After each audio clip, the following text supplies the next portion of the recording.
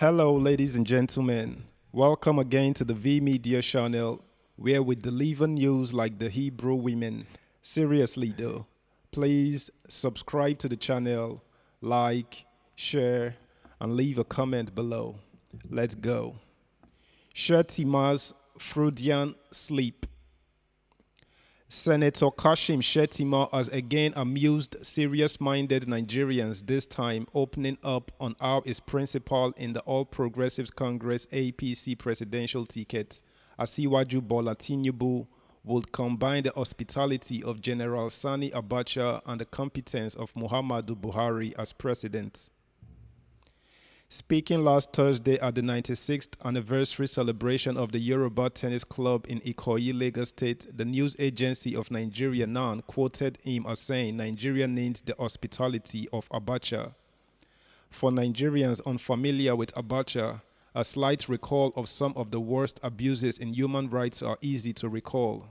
The extrajudicial killings of Mrs. Kudirat Abiola, Alfred Rewane, and many others recorded and unrecorded are living testimonies of the hospitality that Shettima wants Nigerians to remember.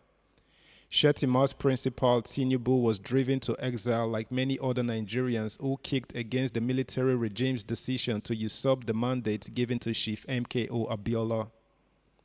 How Abiola's children and the many Nigerians who felt the direct kicks from Abacha would consider him hospitable is one that is bound to be perplexing. Shettima also said that Nigeria needs a leader who is committed like Buhari. Mentioning Buhari as a reference for a good leader is one that is bound to amaze anyone, and certainly not in the matter of commitment. Has Shettima forgotten that it was Buhari's commitment in not naming his ministers for 6 months after he was sworn in 2015 that was blamed for the loss of investors' confidence and other related economic reasonings that led Nigeria into the first of the Buhari recessions?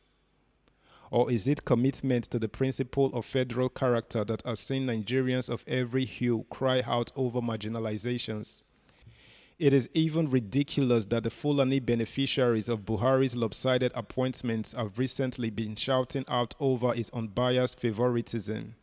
Or is it the commitment to the three key election promises he made in the advent of the 2015 election of security, improved economy, and anti-corruption? One may well ask Shettima which one of these three key promises has Buhari's commitment helped to address. Is it in the importation of petroleum products that even with Buhari as Minister of Petroleum that Nigeria has now ballooned importation of products and with it raised oil subsidy payments to dubious levels that have left many in awe? Shettima may have forgotten that not too long ago President Buhari openly said that he was tired and looking forward to retiring to his Daura base. That certainly is not the image of one who has a commitment to Nigeria and its problems. Subscribe, like, share, and drop a comment, guys. Apologies for breaking the flow. Now let's pick up where we left off. One would not go the length here to suggest, as some say, that with his approvals to our neighbors, especially Niger Republic, that Buhari is more committed to foreigners around us than Nigerians living from Burma to Benin, many of whom have not seen his gestures in governance. We also do know that rather than a holiday in Lagos or Langtang, that Buhari would rather holiday in London. Enough of Shettima on Buhari's commitment. If anyone needed any more insight into what is a Freudian sleep, Shettima's verbal evocations are no better.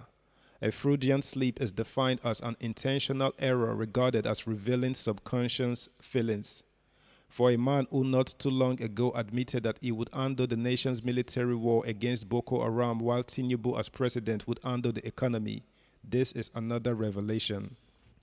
For a man who has been credited with many controversial statements ranging from the subjugation of the Igbo to the revelations from the leaked tape with Senator Ibikunle Amosun, the latest verbal emission from Shettima needs proper interrogation.